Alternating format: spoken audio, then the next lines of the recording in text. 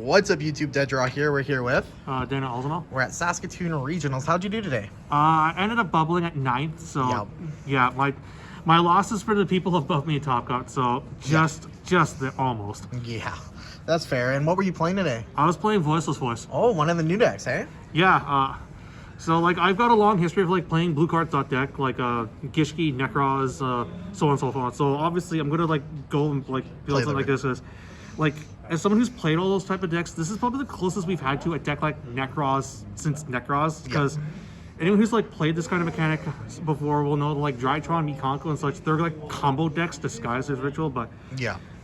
So like I find this playstyle very cool. It's a little bit like Sword Soul as well, in that you have your main line and like all your lines are going to be trying to get to that. Right. But there's room to also like grow this because your non-engine is so like, you have so much space. Like you can play like 15 non-engine. So like, and people are already cooking with things like Branded and Bestial. So we'll see what people do with this over the weeks. So this is just super basic. Okay, well let's get into it then. Sure. All right. So 40 cards. I was on 42 last night. Then I moved the cards from main to side, and I'll probably move them back. But 3 low. She's your main normal summon of the deck. Yeah. Do you want me to explain what the cards do? You can, like, if you want to go over a little bit, it's up to you. Okay. Well, I mean, she's your short. She sets this up. Yep. Most importantly, she plays around anti-spell because she plays this from deck, not activates. So, like, anti-spell is actually not the worst thing to go into. Okay. Because of her. And she also kind of helps you play around Joel depending on what you have in your hand. And then 3 Diviner and the Trias to basically have 3 more summons of her. Yep. This card's actually kind of stupid. Like, I didn't realize that it's a chainable from hand or graveyard. And it can sometimes, you can sometimes set up boards where like you have Diviner and Novox, and then you have one in hand and you need to pop something. So you'll sack both of them because it also destroys cards if you pop 2 fairies. Yeah. You'll never get the 3rd one off. And there's a card I'm not playing right now on the side that this can help make, which is like the Condemned Dark Lord for time. So I'll probably consider that in the future. It's also level 9, so you can just hard tribute it off for your ritual summon.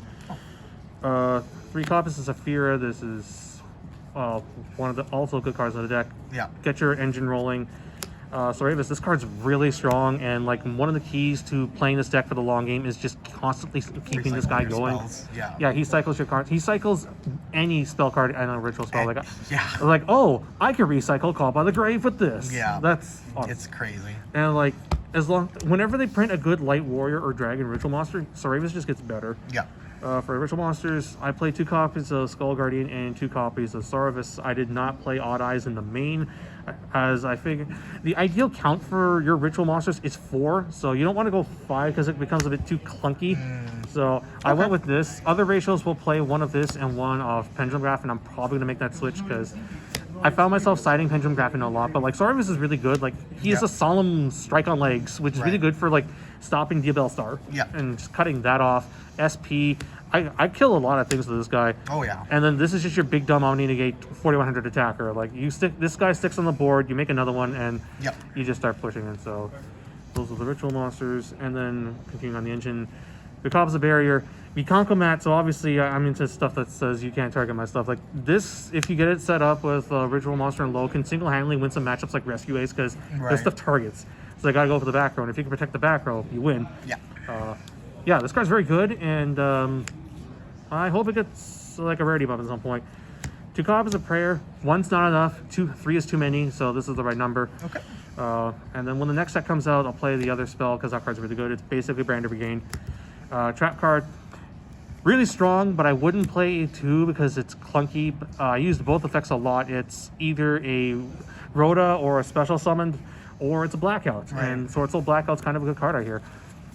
And that's it. Oh wait, we're not done with engine. We also got 3 copies of pre-prep. Right. Big Ash bait, big Bell bait, but you gotta play it because it helps you play through Joel. Like if you open with this and a low or a Saphira, you can actually like get. Oh no. Yeah, you can power through Joel because this can get you to Skull Guardian and the ritual spell, sack below off, put up a card, and you get going from there. So like, yeah, I would play it at 3 for now. Next set, maybe cut it to 2. We'll see. And then call by because hand traps are prominent in the format.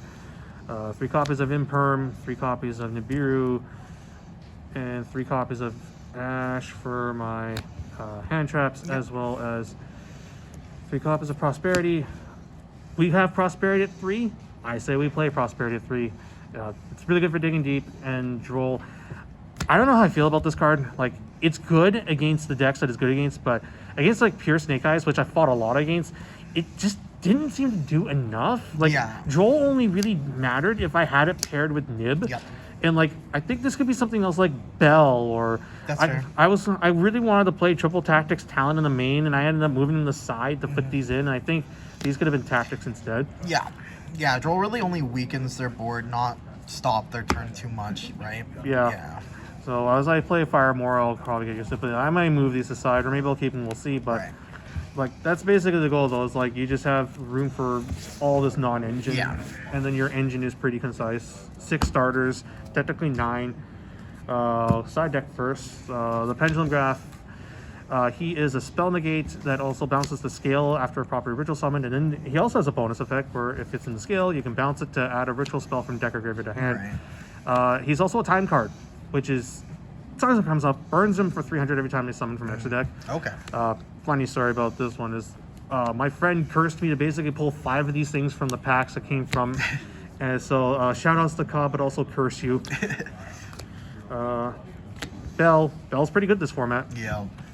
I think this is, I was back and forth between this and Crow, and I think this beats out Crow a little bit more. I think so. I think that there's like just so many things going on, and like I feel like a lot of the fire decks, they have a lot of non-targeting stuff, right? Yeah. Oh, like, I noticed an issue with this deck was just trying to like clear through Snake Eyes Flamberge Dragon setups, because like you beat it over, they summon the 2 guys, because you don't spit out a big board. Like, you're going to have like 2 monsters, and low was only 50 attack. So yeah, being able to like negate Flamberge with this, I think, is something I'm going to want to prioritize in the future. Summon limit, this deck can play it. You only like really like summon twice in a turn, depending on some hands. So yeah, strong Floodgate. It was back and forth between this and Anti-Spell, and I could honestly play both. As I said, Tactics. This honestly should go in the main with how many we have. Thrust, as well as some Thrust targets. I wanted to respect Rescue Ace. And then running it out, 3 Cosmics. I honestly think this card is good, this format. Like, almost main deck worthy because of how much really you can do with this. Like, Fire King Island. I agree. The Mirror. I agree. I mained it today. So, I honestly should have made this. Like, I mained it because it just felt like it was good against basically everything. Extra deck. So for this deck, you don't go into the extra a whole lot. So like, if you can't afford things like SP or Chaos Angel, this is something I would consider. It's just picking up lows, but like, you do need Dynamondo. Some of your lines involve this guy. I'm playing 2 because of Prosperity. Charmers. There should be an Almirage in here too to help make the Hida. I should have a Dark in here, but I couldn't find it in time. I also couldn't find a Selene in here, and because I know it's like a lot of like the Voiceless lists at top this weekend are playing Selene, but because they have Droll, so that's a change I'd make in the future. Because like, what was it? I was playing. This was filler. I never summoned it. It got banished all the time for pot. You have level 1s. This one comes up more than Link to Rebo, so and then I have SP, so I'm going to play SP. But again, if you don't have it, it's not the end of the world. I wanted to respect decks like Purely and Mikanko because the big untargetable boss monsters are kind of difficult that if you can't beat over it with Skull Guardian. So I figured a Scary Ghost one would do that, but I didn't. I forgot the Selene to help make that work. Access code, also if I had Selene, as far as like stuff that you'll hang on, I'll also mention Chaos Angel. I did make this once or twice. It does come up, but yeah, if you can't have it, it's okay. And then stuff that also came up, Diviner targets Typhon. Fair. Okay. I never went into the Typhon, but it's a utility. You don't go into Zeus in this deck. Okay, fair enough. Any shout outs you want to give? Yeah, I guess shout outs to the side deck for hosting this. Shout outs to my friends back in Regina, comic readers.